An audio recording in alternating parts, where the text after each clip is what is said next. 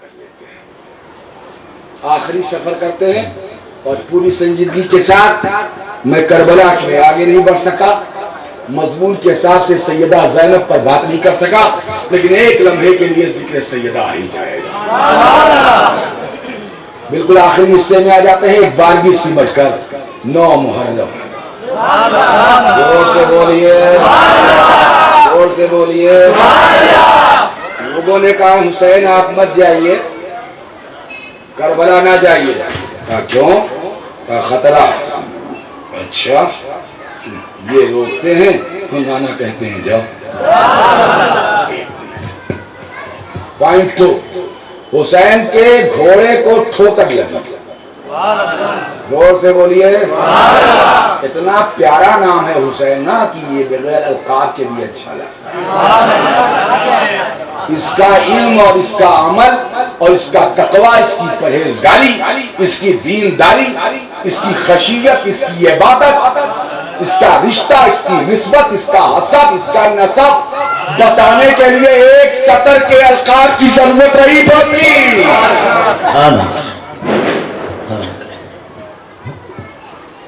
یہ ہمارا وہ امام ہے. حسین بولے تب بھی امام, امام حسین بولے تب بھی امام.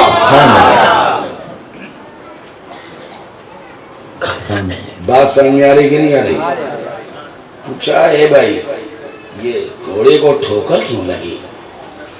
کیوں لگی ٹھوکر؟ کیوں ماں ٹھوکر لگ گئی آپ کے گھوڑے کو؟ کہا ایک گزرنے والے نے کہا. امام نے پوچھا یہ کون سا دیار ہے, یہ کون سی زمین ہے, اس زمین کا کیا نام ہے؟ اب میں دلیل نہیں دوں گا قرآن سے, ورنہ اللہ نے بھی بہت سی جگہ پوچھا یہ کیا ہے وہ کیا ہے, کیا اللہ کو نہیں معلوم ہے؟ اگر ایسے ہی اعتراض کر کے عقیدے بگاڑے جائیں گے تو سب بگڑ جائے گا. بہت سے مقام پہ اللہ نے پوچھا یہ کیا ہے, اے موسیٰ تیرے ہاتھ میں کیا ہے؟ اللہ کو نہیں معلوم ہے لاٹھی ہے. کیا بات ہے, کیا بات. زور سے بولیے. اللہ کو نہیں معلوم ہے لاٹھی ہے کیا ہے.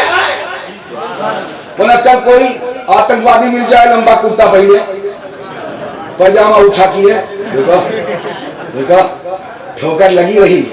انہیں معلوم ہوتا تو پوچھنے کی ضرورت کیا رہی, انہیں بتائی دی موسیٰ مٹکا ڈنڈا لے کے جات رہے, تمہیں اللہ نہیں معلوم رہا. کہا اگر معلوم رہا تو قرآن پوچھے ضرورت کیا رہی. کیا بات ہے, کیا بات. بہت بدتمیزی اور بے حیائی, بے شرمی, بے غیرتی اور بے ادبی کے الفاظ کا استعمال اس فرقے کی بنیاد بنا.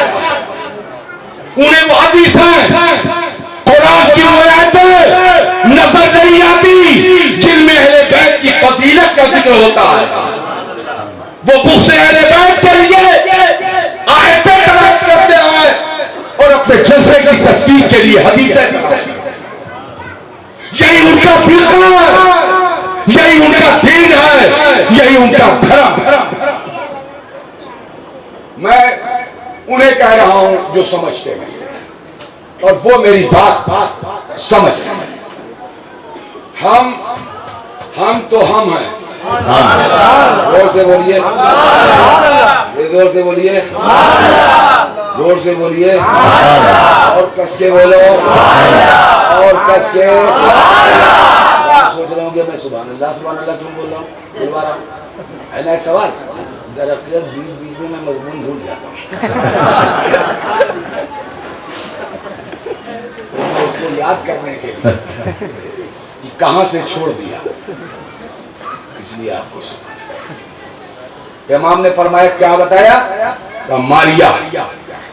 عباس امام نے فرمایا ہاں کہ گھوڑے روک دو. آج میں روتے ہوئے نہیں پڑھوں گا, ہو سکتا کسی لمحے میری آنکھ میں آنسو آ جائے, میں کوشش کروں گا آنسوؤں سے بچنے کی.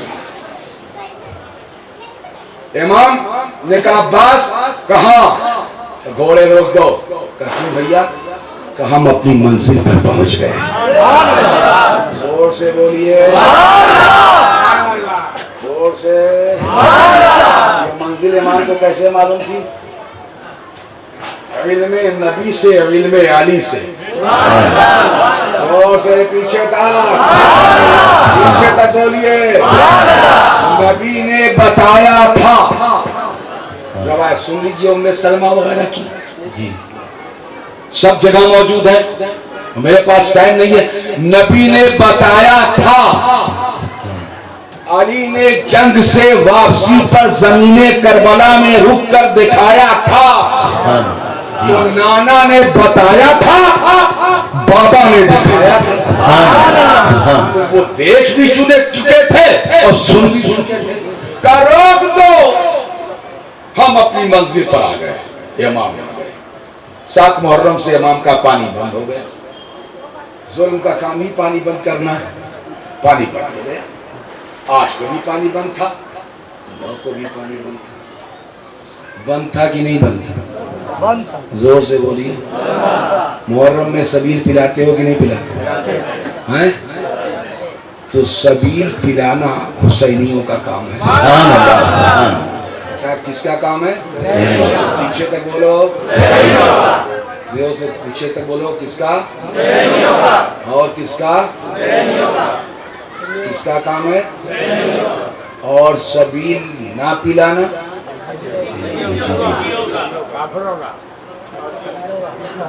ہاں معاملہ کو لگ برابر ہی برابر ہے. ادھر بھی صحیح ہے, ادھر بھی صحیح ہے. زور سے بولیے. اتنے پلانے کا جب شبد بولا جائے گا تو اس کے ساتھ پینا شامل ہوگا. پیتے ہیں حسینی ہیں, پلاتے ہیں حسینی ہیں. زور سے بولیے. اور جو سبیل دیکھ کر منہ بنا لیتا ہے اس کا سمجھ لو یزید سے بڑا گہرا رشتہ ہے.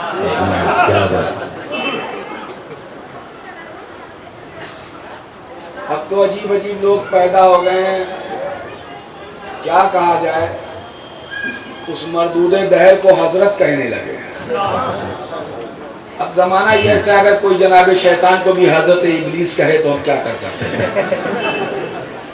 چاہے تو شیطان کو بھی لکھ دے رضی اللہ تعالیٰ عنہ, کون کیا کر لے گا.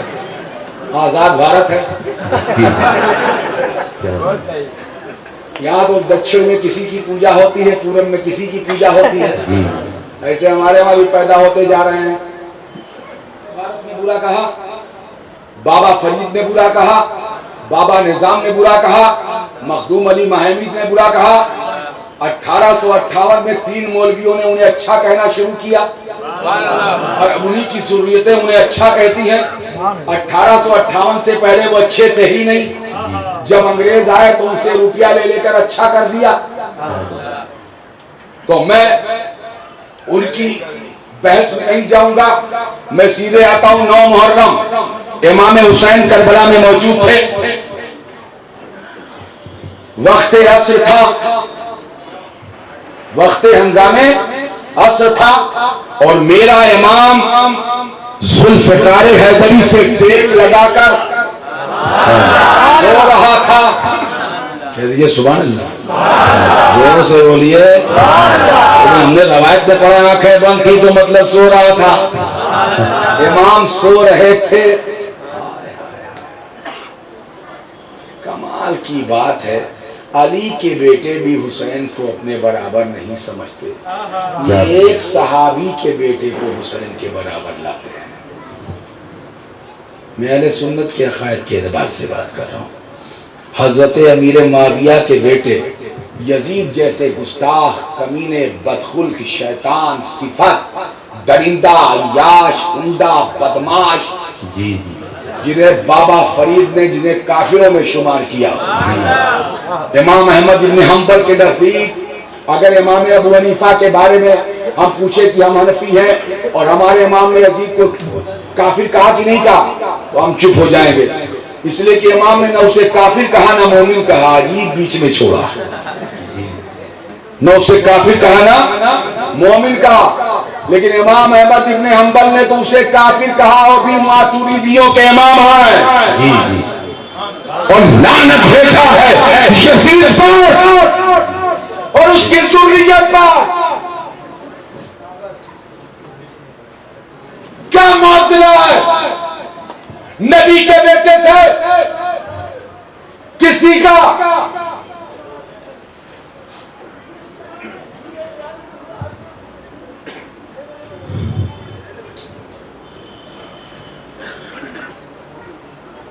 لشکر آگے بڑھا عمر ابن سعد کا، یہ بھی تو صحابی کا بیٹا ہے،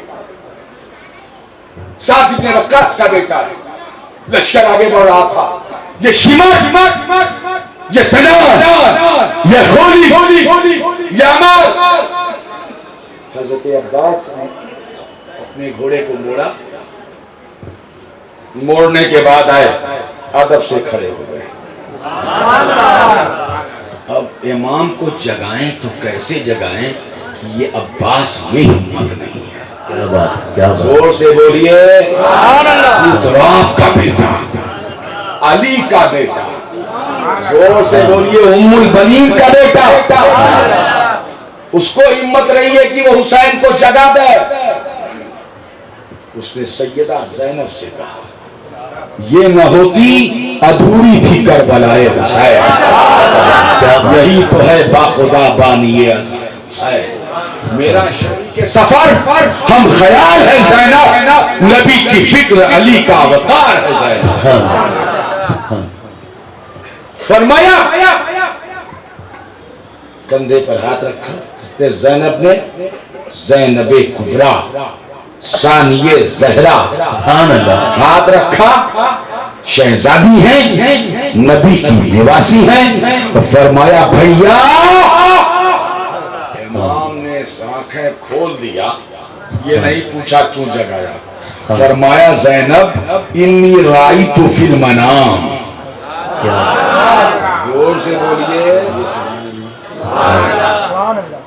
غور سے بولیے، کس کو دیکھا ہے، کہاں دیکھا ہے، کربلا میں۔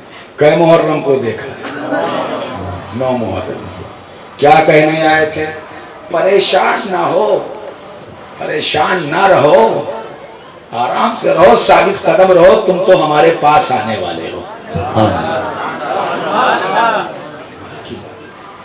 ہمارے پاس آنے والے، پریشان نہ ہو۔ یہ 9 محرم ہے، 9 محرم، عاشور محرم کا 9 محرم کی 9ویں تاریخ ہے، اور جنگ 10 کو ہوئی ہے۔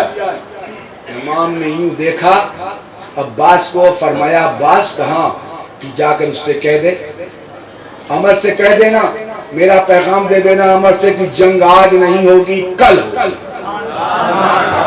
اور سے بولیے، امام کا اختیار دیکھیں آپ، امام کی طاقت دیکھیں آپ، امام کی قدرت دیکھیں آپ، امام کی قوت دیکھیں آپ۔ میدان جنگ میں امام نے کہا جنگ کل بعد نماز فجر، اور شاہ کے کہتے عمر سے یہ رات حسین کے عبادت،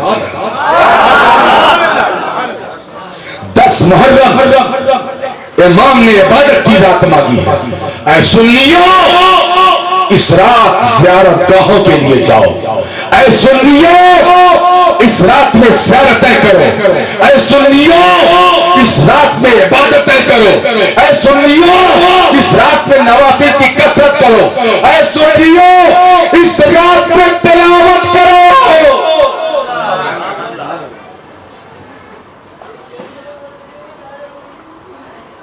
امام کو یاد کرو، امام پر گریہ کرو، امام پر آنسو بہاؤ، لیکن مکاریوں کے آنسو نہیں، اگر آنکھ میں آ جائیں ذکر امام کرتے ہوئے تو بس۔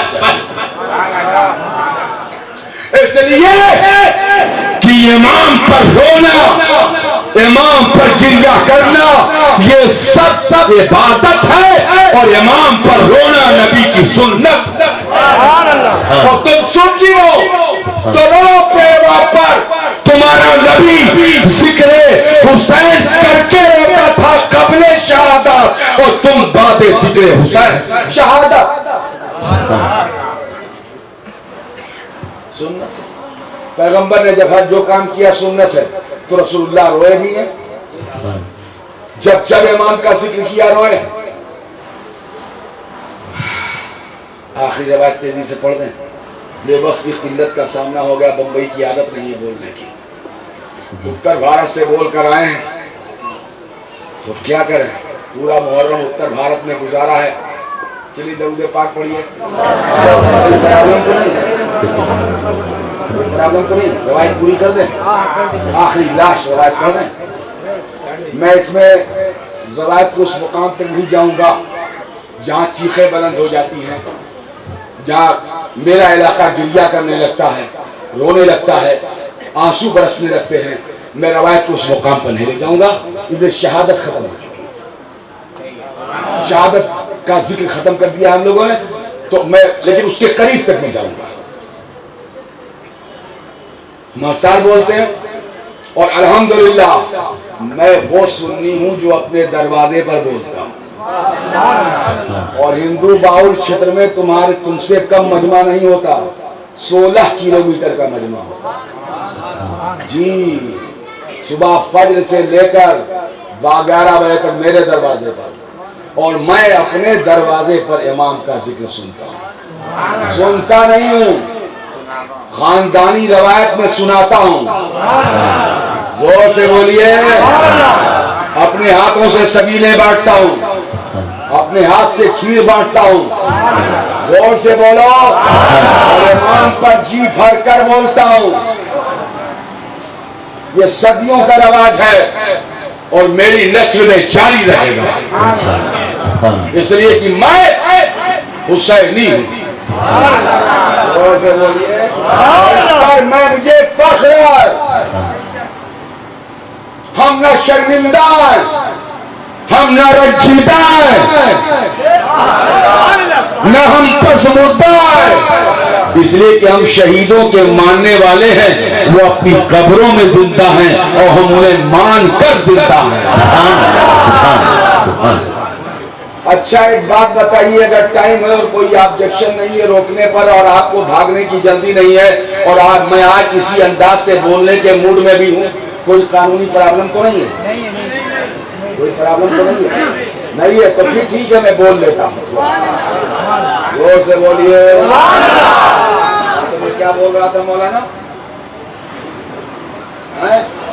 ارے ابھی اپنی بات جو بتا رہا تھا یار, کہ ہم کرتے ہیں. زور سے بولیے. اور ہم جب چھوٹے چھوٹے تھے,